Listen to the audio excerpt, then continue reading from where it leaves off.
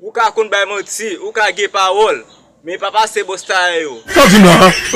Mais kap bay fe radio, de pou ge kole, de pou ge gros sang, ou pal pote rad nan kouti ba nèg sit yo. Ou ka visi, papa c'est nèg ki chiche.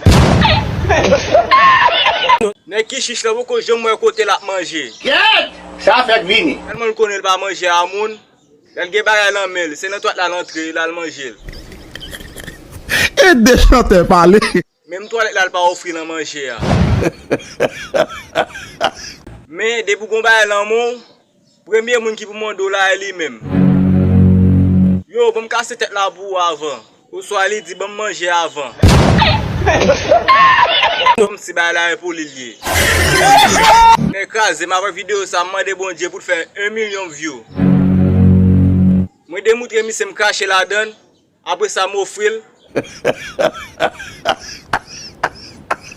Ti gangon prend la même quand même. Mais qui vit c'est son événement politique.